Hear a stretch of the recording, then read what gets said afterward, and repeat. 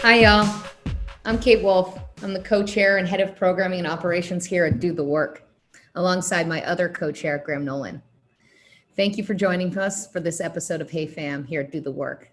Today, I'm excited to tell you guys we have Kirstin Benson, VP of Entertainment at Getty Images, and she'll be chatting with Asher McQueen of Mother New York. At Do the Work, we are a grassroots organization, creative community, and platform. We look to empower the ad industry and marketers alike to inspire, reward, celebrate creativity within marketing and advertising and culture from queer voices, because we know that active inclusion of queer talent will unleash untapped potential for creativity. And we truly believe that that will advance business, and also it will make everybody happier, better, and more freer to be themselves. And when that happens, we believe that everybody wins. So today we're going to have a discussion about how we, but more specifically these two, stay creative and connected within queer community and creativity in this unprecedented time and remain inspired to keep doing that damn work. Here's what you can expect. Our amazing guests, Asher and Kirstin, they're going to talk for about a half an hour, and they're going to stay focused on their own story and their own creative process. And we'll be monitoring the chat during this time and Q&A. But don't submit questions to the chat area. Submit them to the question and answer section, and that's right down here. Please submit them there because we won't be monitoring the chat that closely, but we will be watching the Q&A session. And at the end of the episode, where the last 10 minutes, we'll do a Q&A portion where everybody can, whoever submits, we'll have Jake, who you'll hear. He's going to be like the Oz, the man behind the curtain. You'll never see him, but you will hear him. He is going to be giving those questions out loud to our panelists. So we're very excited about that. And that takes the pressure off the panelists and they can stay focused on their conversation. But with that, since we do have a submission portion of this program, we ask that we keep this a safe space. Creativity is a positive energy and we want to maintain that. So we do have some few ground rules. We ask that the questions be honest and challenging, of course, but most importantly, kind. We want to keep everybody feeling focused on the work and not on the individual. So we ask you to keep that focus on creative advertising, culture, and the process of work, etc. It's a pretty broad topic, so we should have no trouble there or hot water. And just so you know, we get to as many questions as we can within the last 10 minutes, but I do want to tell you, often we have too many questions to get to. If that does happen and we don't get to your question because we randomly choose them, please know that you can submit those questions to us directly, either through the email on our website or just through the chat. Just make a note and we'll make sure that we get to them. Also, if you have any good ideas for Hey Fams, please don't hesitate to reach out. This is a collaborative, creative community and we look to you guys to guide to see what you want to hear. So with that, I think that is enough housekeeping and I think we should get right to the fun parts. So please welcome Asher and Kirstin.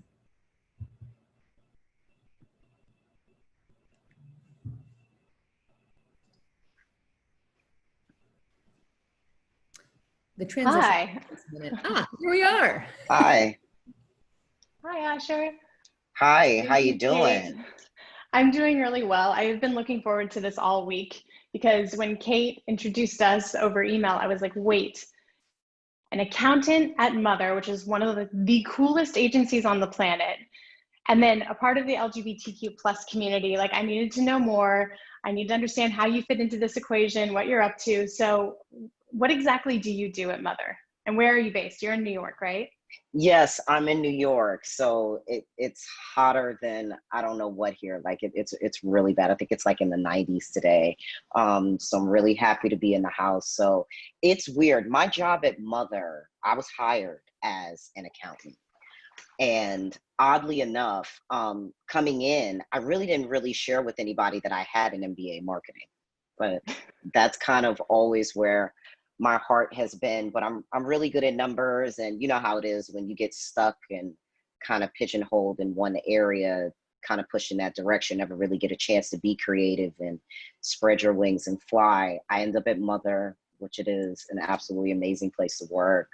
Ended up meeting really great individuals within a queer network and was actually pushed and motivated to be creative, and came up with this idea that we took 15 individuals within the LGBT community, individuals of color, Black people, and blasted them. It was called Resistance and Celebration. And I curated that with a whole bunch of really dope creative guys that took their personal time to show me the ropes. It was amazing. So it's cool. Like my everyday, yeah, I handle the books, do all the money, but like I'm now pulled in these side projects where I could be creative, you know, all over the company. But as equally impressive as your resume as well. And oddly enough, everybody knows Getty Images. And I follow you now on Instagram. I was really nosy this morning with your Instagram. You're officially now the coolest person that I know. So yeah, tell me about it, because I just like kind of skimmed some of the things that you've done, and it just looks like a lot of fun. I get to have a lot of fun. Yes. So thank you. And thank you. That's a glowing recommendation. Kate said this was going to be recorded, so I'm definitely going to be cutting that piece and playing it back to everyone in my life who decidedly thinks I'm the least cool person they know. So that's very nice of you. But yeah, I'm Kirstin. I'm based in Los Angeles. I do work at Getty Images, and Getty Images is we're a tiny company in terms of manpower, but there's so many things that we touch in the industry. And so when people, I tell them I work with Getty, they're like, so what exactly do you do? And my job is to oversee the global entertainment team. And we, on a normal year, pre-COVID year, we cover like 70,000 events, everything from the Cannes Film Festival to the Met Gala to the Oscars to some perfume launches or the Barnes & Noble book launch, whatever it is, we're there in some capacity, creating content, telling the story, and I absolutely love my job. I was a client of Getty for years. I was in the journalism side, the media world at The Artist, formerly known as Time Inc. I was in their entertainment department, so People, Entertainment Weekly, etc. And so I was very familiar with Getty Images on the client side, and then now getting to be on the other side and be helping create this content that we see that's really moving the world is a total honor. And I also just loved getting to know the team, which is spread out across the globe. We work with so many cool creatives, and it's inspiring. It's great. But I was thinking about this topic because my wife this morning was like, wait, you're going to talk about being queer in business? She's like, you don't talk about that stuff, which is kind of true. I don't really talk about my personal life or really being a part of the LGBTQ plus community and how it impacts my work life. And I think, Asher, we're like in the similar number of years in the industry. Correct. And when I first started, I did not talk about my sexuality or my personal life at all. I think maybe like 2016, I was transitioning jobs, and I remember telling myself like, okay, you're going to weave in that you have a girlfriend at some point into the conversation today. And it felt so weird, and I felt so uncomfortable, but also like a weight lifted off my chest. And then you meet people now, and we're all being encouraged to bring our full selves to work every day and like to have safe spaces. And I love it, but I'm also a little envious of people who can do it so freely, because it doesn't come naturally to me. What about you? Yeah. For us, I think of our generational, I guess, rollover into corporate America. We were very much told, military, don't ask, don't tell, don't say anything, keep it very vanilla. You know, you have the 3 things you don't talk about at work, you know, who you're dating, religion, politics, like you never discuss those things. Everything is very flat. Like for me, when I graduated from school, you know, at that particular time in my life, pre-transition, walking into corporate America was hell.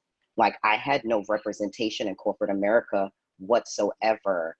Self-identifying aggressive lesbian. I had no representation. It was very scary. I always felt isolated and alone. And oddly enough, 2016 was a magical year, the year that I transitioned and am now living as my authentic self as I navigate through work in my work environments, very stealth. My whole position has changed. And it's very interesting to see like the journey, especially where, you know, prior to transitioning, I was out at work. After transitioning, I'm not out at work, but I'm super involved in out there. So it's weird, like how the different phases that we've gone through. And you're right, like even in the environment that I've worked in, everybody's very open and, you know, blah, blah, blah. But it's still in the back of my mind, it's going to be always that old school corporate America way of doing things that you just don't say anything because, you know, we're on the outside, like we're the outskirts of things of what's normal, quote unquote, for corporate America, that normal lifestyle. So yeah. Well, I feel fortunate because in entertainment and media and really in LA in general, I feel like we totally over-index on the queer. So it's not like I ever felt, I didn't feel necessarily uncomfortable because there were so many people around us who are like us. I don't feel like the others so much, at least in my personal experiences. But yeah, this whole idea of bringing like your political self to work and talking about that even with your teams, it's like, it's still something I'm getting used to, and I love it. So can you tell me a little bit, like, I cannot even imagine transitioning while you're in a job. So how did that go for you? So for me, the process, it happened, you know, long before I actually came back to New York. I was living in South Florida at the time when I made the decision that I was ready, you know, to do what I needed to do in order to make myself feel like a complete human being. And that process was not a good process, but I turned it into a good process. It was one of those things where, you know, initially everything was okay. Then you have a switch of managers. And if someone's beliefs switch on you, and there was nothing that had passed legally to protect any of us at work, Right. he was able to nitpick at certain things that put me in an uncomfortable position to where I wasn't able to stay at my job, you know, and that forever changed how I moved. I extra went back to the way I was taught to be at corporate America. Like you definitely, like I am a big advocate. I participate, I make sure that I show up, but I've always kind of kept a step back because you always go back to that first bad experience. Like, you know, when I first initially started, you know, working in corporate environments, it was really tight. And then I transitioned, and then that was something, it's like, what are you left with after that, with how you carry yourself? But what I've noticed that within our industry, I feel like the wheels of acceptance are a little bit more oiled. It's encouraged. So even my movements at Mother have been more bold than they ever have been anywhere else. Like I'm overly active in LGBT things, but yet I say nothing about who I am. Like it's just understood that I'm a part of these things. Like, and I even appreciate the fact that there's no pressure on me to ever explain. Like I have coworkers who follow my Instagram, and if you go down on my Instagram, if you wanted to be nosy, you could see, and nobody's ever said anything. Like for whatever reason, which I've always taken it as a respect for my personal safety, security. It's been a whole thing of where I'm allowed to be private and involved, and I love that. So, and I know that's weird, but I'm allowed that comfort, you know, as I become more comfortable with myself and decide how I want my movements to go from here. And I also think that that's important as well, too, because there's a whole different side of us that choose to live a little bit more of a stealth existence for comfort purposes, especially at work. Yeah. No. And it sounds like you're in a really healthy place in terms of work, like in terms of your work in your team, but they're just accepting without you needing to label yourself as any one thing. That's awesome. Yeah, I think overall, like our industry, from what I've seen, because I've heard it's kind of like it's not like unique to where I'm at. It's kind of like an industry thing, even though of course I'm gonna boost Mother up, you know, the most, but like it's kind of overall unique. throughout the companies that this is the approach that we take as far as with acceptance and diversity just within industry alone. Like, yeah. No, I remember more than once, and fairly even recently, someone saying like, just keep the whole wife thing under wraps, because you work with photographers and it'll like go a long way. If they like, there's a little bit of mystery around you and like they think you might be interested. And I remember thinking like, okay, like I'll just keep it under wraps. Or even, family members saying like, we love what Robin Roberts does. She doesn't wave her sexuality in anyone's faces. Like, she doesn't talk about it. And that's the best way to be. And so I remember the first time I ever posted with my now wife on Instagram, I was just like, oh my God, everyone's going to hate me. My whole career is going to come spiraling down. And then it didn't work out that way. And it's refreshing. Every single time you do something like that, a little bit of a weight is lifted off your shoulders. It does feel like a little freeing, doesn't it? Like, it does feel almost like it's like, okay, all right, so now that that's out the way, we could like proceed on, because you haven't changed. You were the same person when you uploaded the picture that you were prior to uploading the picture. Nothing changed. It's just that you shared a personal part of your existence with, I guess, the greater audience that would have been more private. I had a question for you though. Images, like the most important thing, the one thing that seems to be moving all of us. Like, people don't read anymore. They just look at pictures. They're literally, it's like picture books. If there's no pictures, it doesn't matter.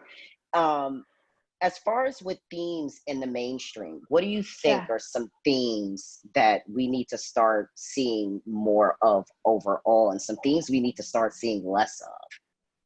Oh my God, how much time do we have? We could talk about this all day long. I'm going to try to give you the short answer, the little tidbit answer. But so first of all, we know representation is so important. So queer representation in general is lacking. Our research team was pointing out that even in 2018, marketers barely were even interested in highlighting LGBTQ plus content, which is crazy because that was 2 years ago. And so we've seen an uptick in this content being used, which is really good because representation is so important. But it's not just representation, right? It's we need to have authentic representation. And so how often when you're seeing that the gay portrayal is a cisgendered, white, wealthy, hot, gay guy couple, like that is so often with the cute little kids. And we want to see ourselves. We want to see actually how things really go for us, especially in a community that's faced so much discrimination and bias. We want to connect with imagery that feels real. So representation isn't enough.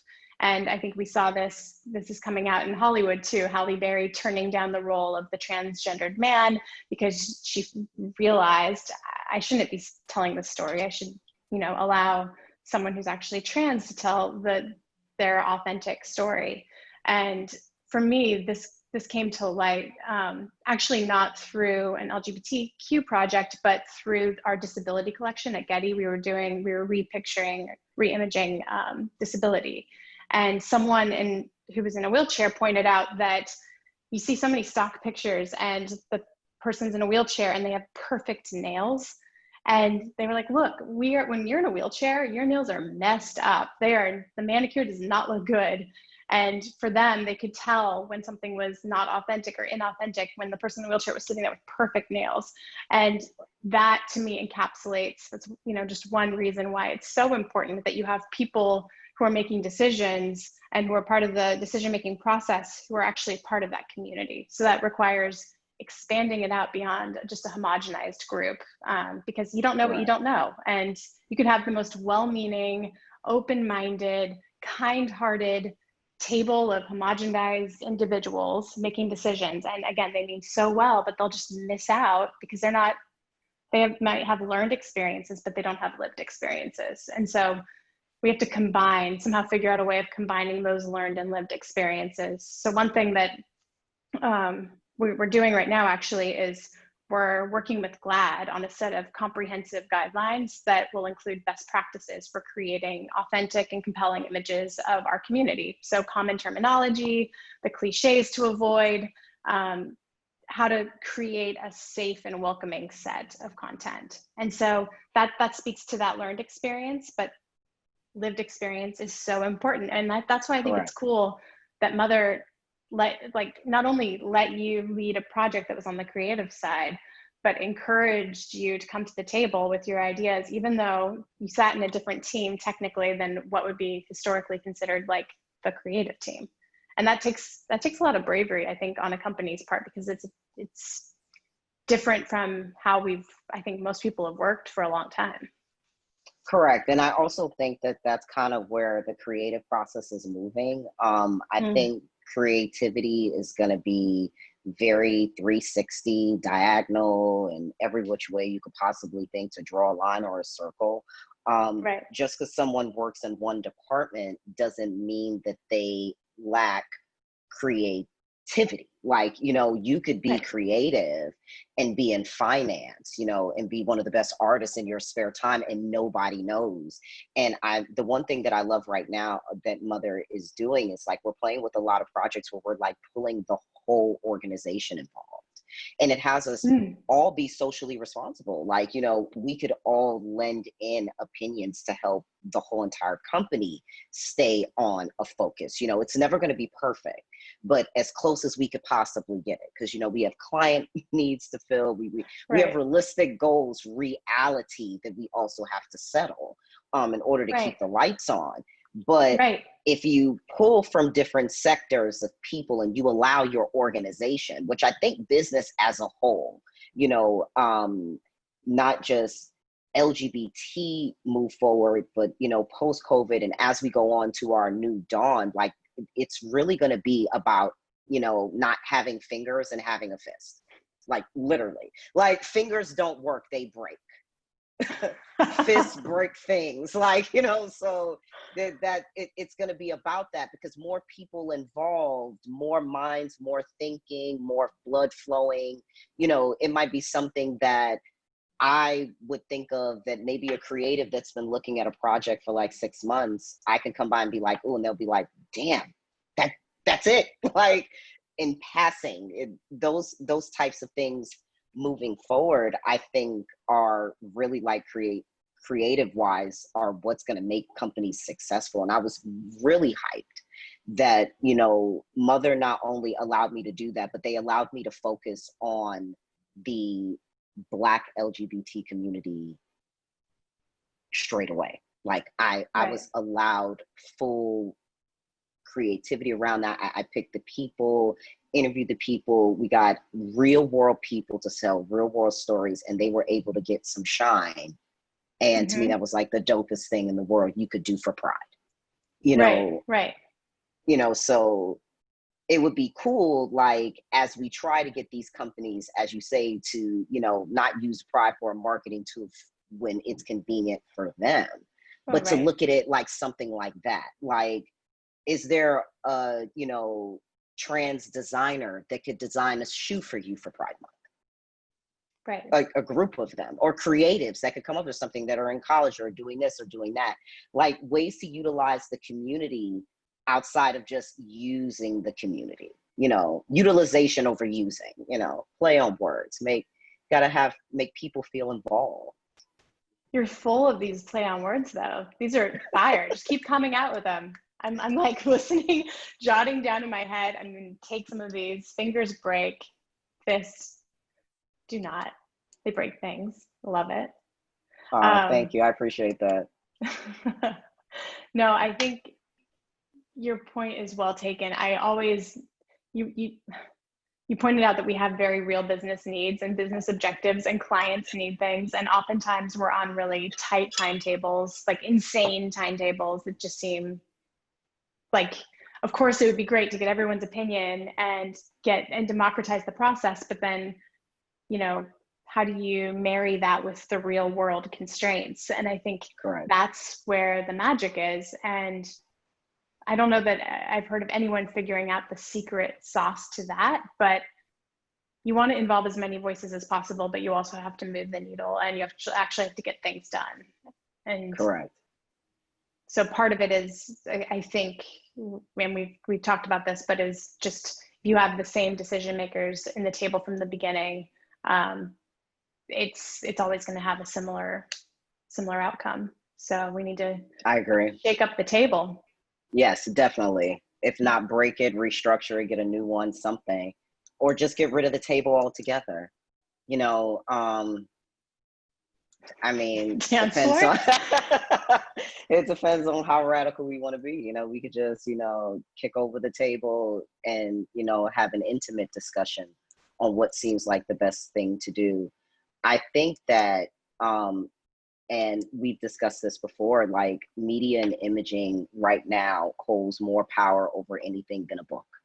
Like people respond or are feeling or being moved, projecting based on what they're seeing. And it almost puts the power back in advertising. Like, how much change do we want to see? I believe as, individuals within the LGBT community in advertising, as we step up and we're able to, kind of put our feet in the ground and start to make our different organizations and companies be responsible, or at least take notice, it's going to make a difference to what is projected out, especially if we're a part of sitting at that conversation, at that table. You have somebody within community, they're going to tell you this is going to work and that's not going to work. But if they're never there, you're going to push out something you're never going to know. You're going to get the Pepsi, you're going to get Kendall Jenner Pepsi every single time. So that is correct. What do you think are some of the biggest challenges facing our community, the queer community right now? I think we have quite a few. I think one of the biggest problems that we're having right now within our community is that people are taking away from our community and there's no replacement. So it's like our community has turned into a hub of fashion, dance, expression, culture, art, music, and people take and they run away and they say, ooh, I have this great thing, and everybody loves it, but it came from a queer individual. It's normally a queer person of color, and then that person is just wished away like it never happened. That's, a prime example of that, very quick example, the movie Stonewall. I think that's what it's called. Prime example. The brick that is thrown in that movie is thrown by a skinny white cis boy. That is not the way the story was told. Everybody knows how the story was told. Everybody knows that it was Marsha P. Johnson and Sylvia Rivera that were there, that threw the first strikes, that started the riot. We all know the story. It's a part of our queer history. And yet I saw a movie that whitewashed it, didn't even show any trans individuals, and they were there. So it's always that type of thing. Our community is just being raped for everything, and there is no giving back. And we're in need of so many things as a community. We're normally a community that's a damaged community. 75% of us don't have families that we communicate with. We have self-made families. So that creates, housing issues, HIV AIDS issues, individuals who are put in situations if they're teenagers and they're in unsafe spaces, abusive relations. Like, we have all of these issues, but you take from our community and you don't help us. Like, that's really one of the biggest things about our community that disturbs me the most overall.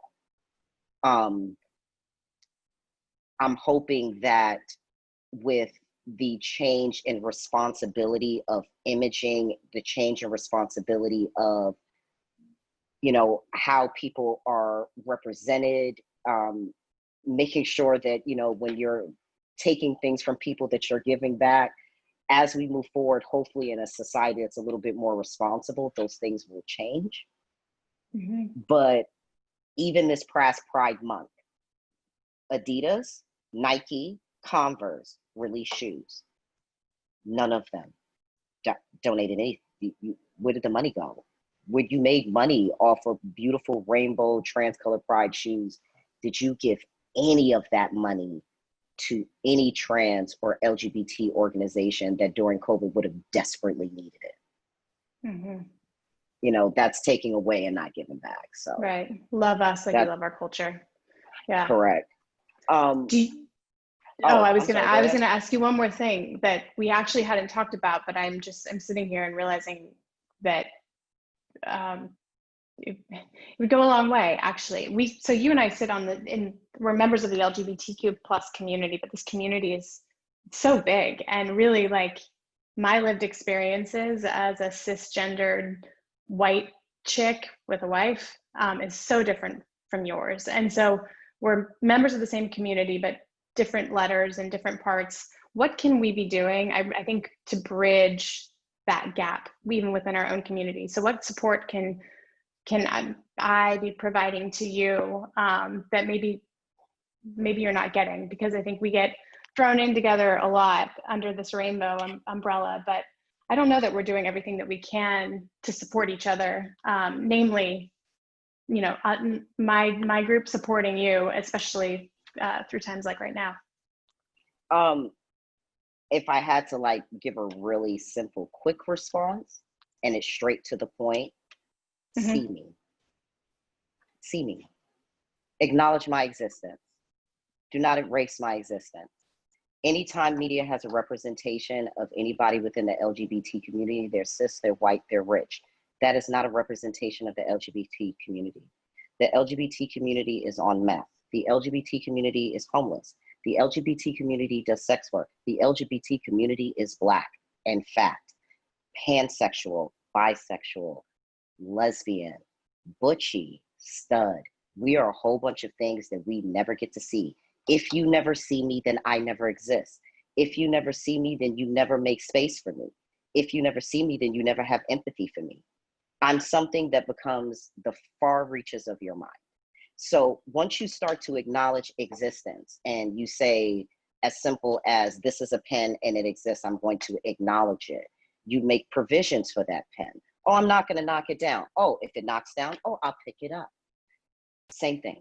So it's a complicated thing that we could go into and talk for hours, but basically that's the meat and potatoes of it. Just see me. If you see me, you'll treat me like a human being. If you never see me or acknowledge me, I won't matter to you.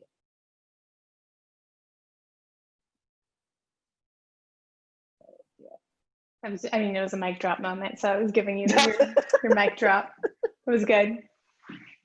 Thank you. I appreciate that. I did have a question for you, and because I always like to push things back to a positive.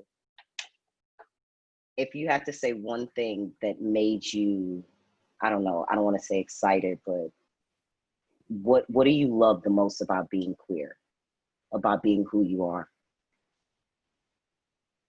Oh gosh. Yeah, I'm deep like that sometimes. Like that. What time is it? It's a drink o'clock for you. For me, I still have a few hours before I get to pop open the wine. It's a really good question.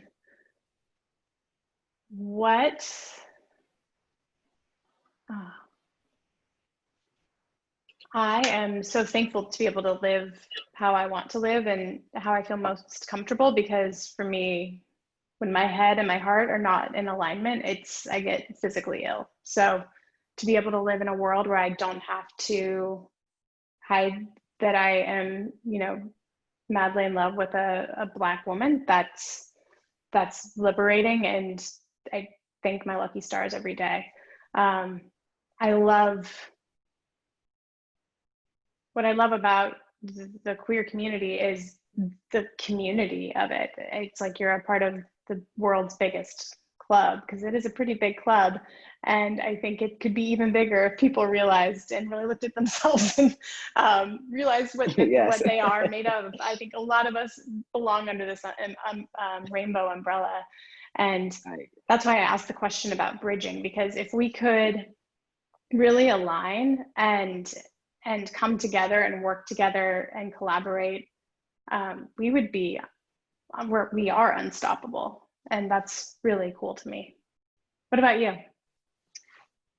Yeah, I think the one thing that I've always loved about it was the fact that within my community, I don't think that I would have met all of the amazing artistic people if I wasn't a part of the community that I'm a part of. Like, it's almost like being a part of a secret club that nobody will ever understand. Like, we even have our own language that, you know, it's so layered with us, and, you know, just everything as a whole. It's just my community, and it has its issues. Like, we know the drama and all the other stuff, but as a whole, like, when we do band together, like, we're terrible. Like, when we come after you as a group, it's gonna be messy. It's gonna be a lot of shade. Like, we're gonna take you down. Like, nobody wants the gays coming after them. Like, that's nobody wants the gays.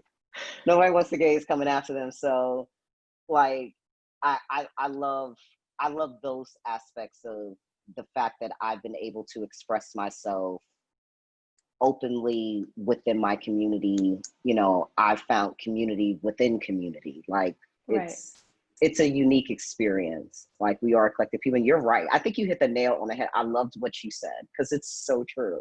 And I'm going to repeat that again, because so many people will fall under our community if they would express themselves for who they truly were. And that's the honest to God truth.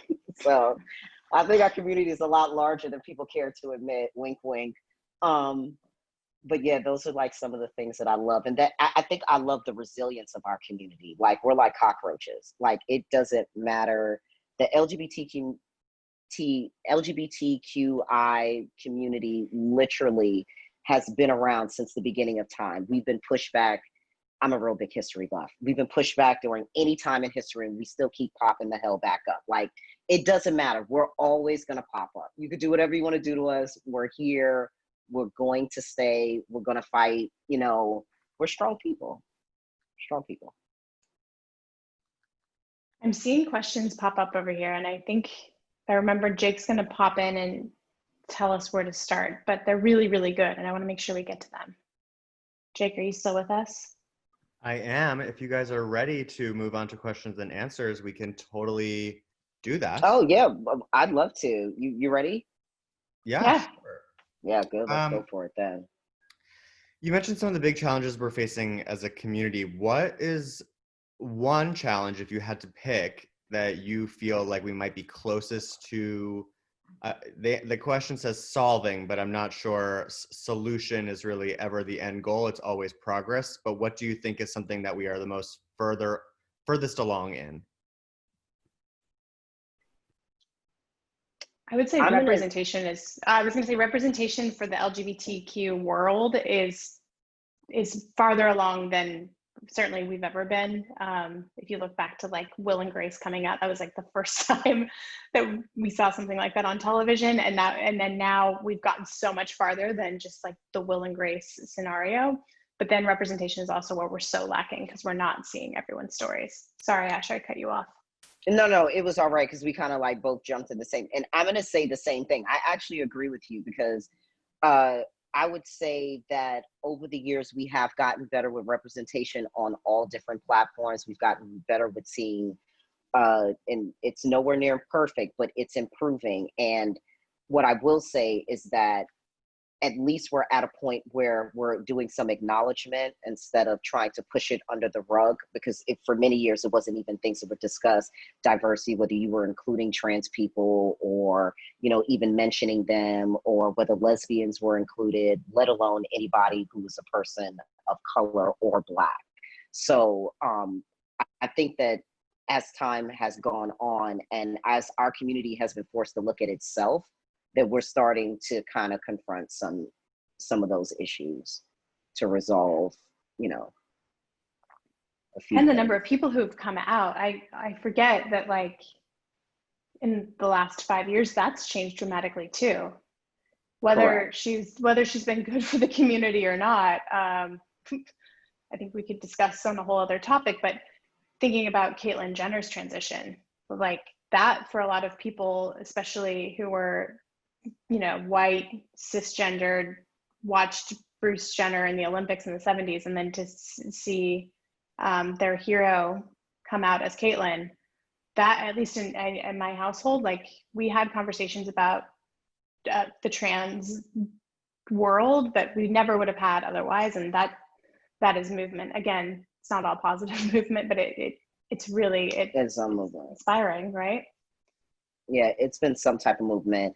I'll put it to you this way. I think that one of the biggest things that the LGBT community has done within the last 10, 20 years has definitely been to be a part of the conversation as a whole. Like, if I include all of us, granted, not taking all of us along for the ride, but at least we've gotten ourselves out there because we've accomplished a lot of things. We still have more inward looking and dissecting that we need to do, but at least we're a part of conversation, because there were times when when we weren't. Like, you would never see half of the things on television that you see now 5, 6 years ago alone. Not even 10, 5, 6 years ago, you just wouldn't see it. So. Yeah.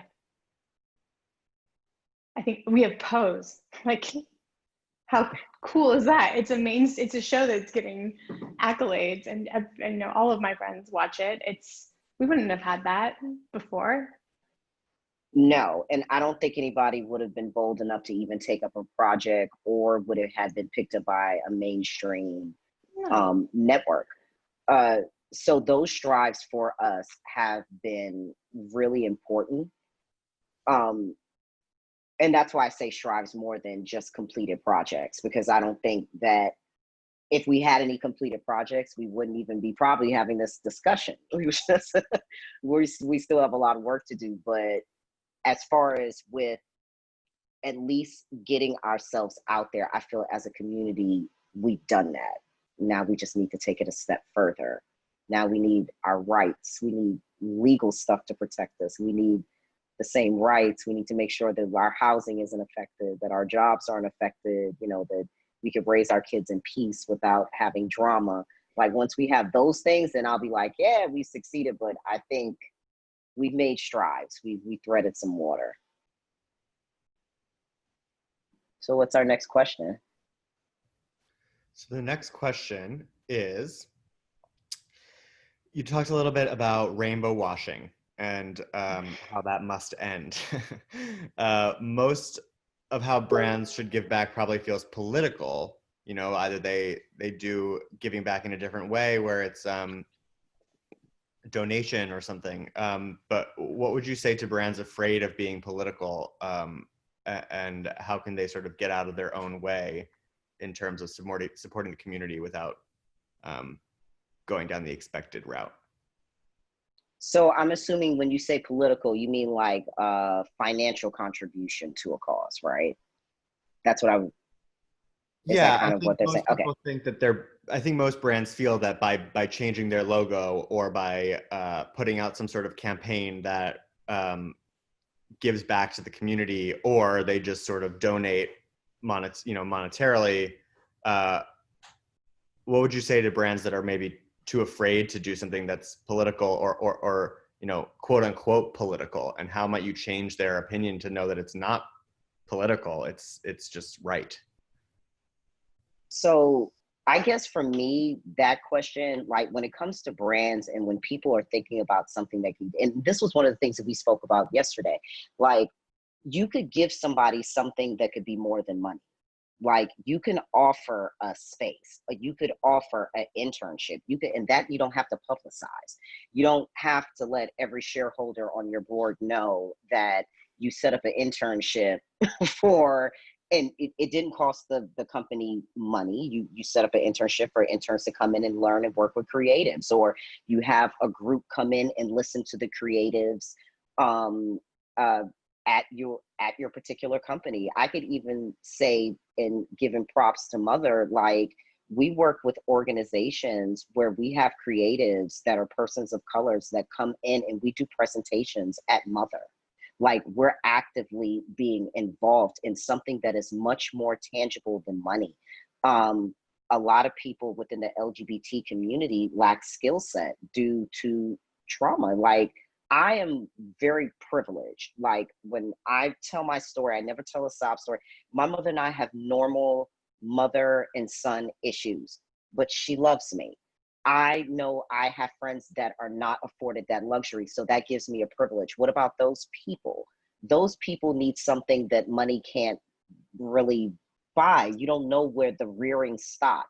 Did they learn how to pay a bill? Do they know how to write a check? Do they have a checking account? These are little basic skills that companies could do, and that's not political, that's human. You know, that just would require for you to utilize the talent that you have at your company to support a cause. And a lot of LGBT centers, like in New York, we have stuff specified for teenagers within age groups from 18 to 25. That's your target market of your working people that you want in your workforce. So instead of these people being forced to do other things that you will later criticize them for, which, you know, if I'm starving, yes, I will probably break in your car. And I will probably need to sex work to feed myself. All of these things that we're going to frown upon, why don't you give them something intangible in the middle that could help that? You know, take a group of LGBT students and have them come into your company. You could get, I mean, internships are free labor. You know, it's the greatest thing. The best interns don't all come from Harvard. You know, some of them, you know, come from Borough Manhattan Community College. You know, you could still, and that would be an uplifting way for these companies to non-politically, because I get it. As soon as you give something $1, you have to think about all the customers that, you know, everybody buys your product. It's capitalism, it's America. Unfortunately, it's what runs us. But we could at least say, okay, fine. I don't want to cough up money. I don't want to be political. What else can we give? There's so much we could give, you know? So I don't know. And I think you're absolutely right. Taking a step back even farther is, for me, the brands who tend to do work in communities, well, not just LGBTQ communities, but all communities really have a clear understanding of their brand purpose and their core brand driving force. And so the ones that don't, they start to just pander into anything that's popping off in that moment to get the attention. But if you're true to what you're trying to do as a brand, so Patagonia, sustainability, they stay true to the sustainability path. They do not break away from it. And inherently, sometimes they are political because that's what it requires in order to power through that objective. But you have to know what you're all about and take a look at yourself. And so many times brands don't really know they know what product they're selling, but they don't really know what their messaging is. And we need that. Like, we're in a world right now, people don't have, you know, Martin Luther King as a leader or even Obama as a leader. Like, we're looking to our companies now and where we're buying our products to be the leaders. And that is a lot of weight being placed in a capitalistic society, but that's the way it works right now. And so that's where I would start is, do we know as a brand, what is our messaging? What are our core values? And then how do we support different communities through those core values, but not just doing it because it's the cool thing to do in the moment. Correct. Thank you, guys. Those are excellent answers. I guess it's on a similar topic, but I'd love to hear you talk a little bit about how, you know, community language, and how does a brand speak to the community without misusing our language or feeling tokenistic or pandering. I guess it's similar to the sort of research, you know, getting to know people and understanding the mentality or the etymology behind the lingo. Know what you're trying to convey from the outset, and then if you're going to be involving yourself with the community, make sure that community's at the table or on the dance floor or whatever the new phrase is going to be, but make sure that that group is there with you as you're making these decisions. Because if you're going to try to play in a space but then you're not actually a part of the space, it's like when someone tries to throw a TikTok video on YouTube and it's like all the wrong ratios and stuff like that. It's an oversimplification of it, but you need to actually know what you're talking about, which goes back to that authenticity that's so required beyond just the representation.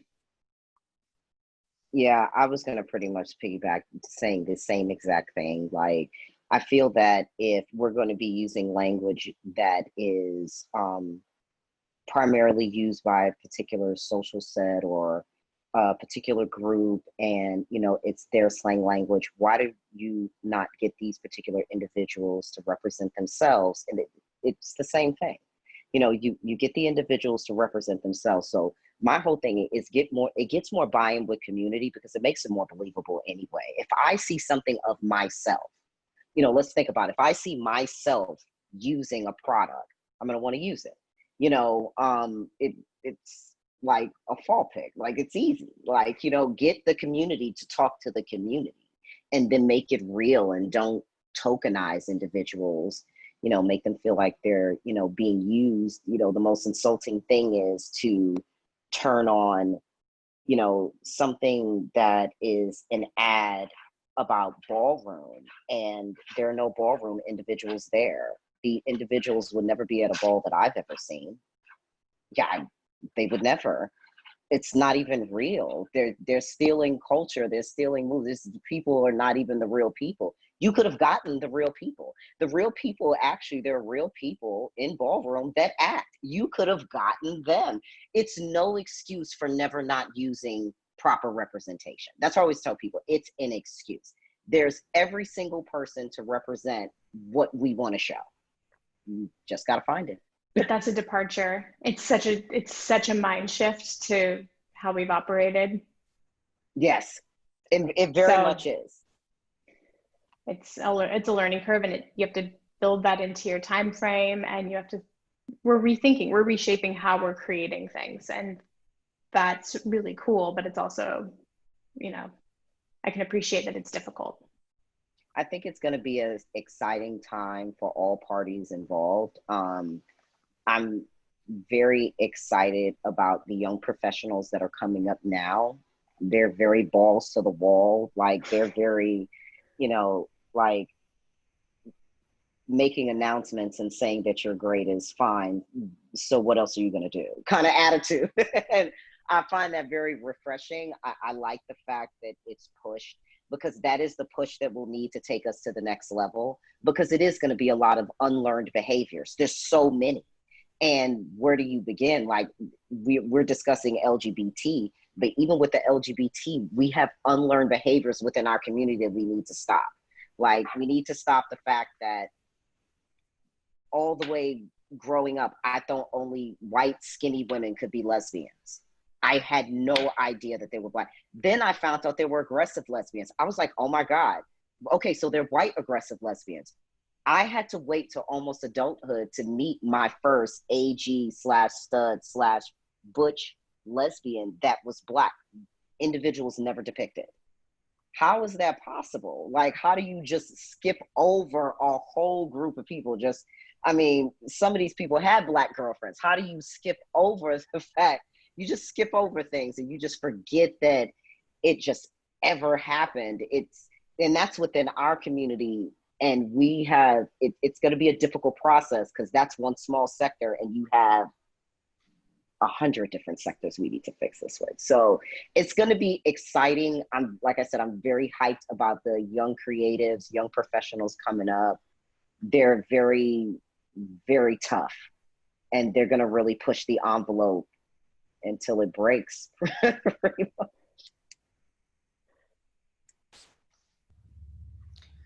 Thank you, guys. I guess all these questions sort of like continue off of each other, which is sort of great. Can you talk about some brands that maybe are speaking to the community properly? Who are some people that are doing it right?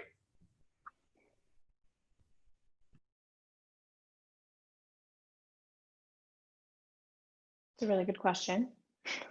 Yeah, that's thinking. I'm thinking because I'm too. like, I don't want to make the fatal error of being like, this brand is really great, and then realize that they didn't donate any of the money from the shoes to the community. Asher, does anyone group come to mind? No, I can't really think of off of the top of my head, like any particular brand that took like giant, any chunks of any of what they got and donated anywhere else. I know a whole bunch of brands that did a whole bunch of pride things. I could list off of everybody from Ben and Jerry's to Apple, Converse, Nike, but it's really a rabbit hole after that on what they're doing with their funds, because it doesn't seem to be trickling anywhere else. Like, I know so many organizations that self-preserved themselves during COVID and helped people within the community. You know, these are not rich people, and they were able to get grants and stuff like that to keep people going. There's And a lot of this work does happen, and sometimes we just miss it or it's not publicized, which is also correct. fair to say. So, which is also an issue as well too. Like, that's another issue. It's something that's really not discussed. You know, even within community, we kind of don't really know the stuff that people do. It's not really out there. But do you hear how, like, we, on one hand, we're like, don't pander to us, don't just buy in, don't just promote it because it's a thing to do, and then and like, just do your work silently and be good in the community. And then on the other hand, we're like, we should be hearing about all of these things. Like, why haven't we heard about it? But so it's this, again, it's complicated, right? Like, if you're a company, if you're or an organization who's trying to get your house in order and you want to do the right thing, but you also don't want to like toot your own horn, then how do people know that it's happening? It's really difficult. It's difficult. And the problem is there's no yes or no answer. And I think that the root of it is just trying to be responsible with how you're using community. Like, a lot of communities' beef is that you turn on the TV and you see community things, and you know that these people are not representation of the community. And that is the biggest slap in the face. You know, I'm not saying that Nike should take out an ad in the newspaper and blast what they donate. I don't feel that any company should have to do that. But I do feel that if Nike at least put up some social responsibility behind what they're doing, like, you know, okay, fine, we're going to do a pride shoot. Is there any way that, okay, who do we even have at Nike that's LGBT? Forget going outside, look within yourself. Mm-hmm. Are you giving a shout out to your creatives or your, I was going to say mother, account managers, because we call them mothers, account managers, production? Are you giving these people an opportunity to work on projects during Pride? You know, right. Are they a part of the process? Because no, Nike may not be able to give to every single organization or help every single organization. But I do feel that there has to be something in place where community doesn't get left out. You know, mm-hmm. even if Nike says, okay, for Pride Month, let's look up some people in the LGBT community that model. Let's use them. Let's just use them for this month. We can go back to doing whatever we were doing before, but let's just do a camp. That's a way of at least having community see community, something. Then constantly being misrepresented or just not being represented at all, like you don't exist.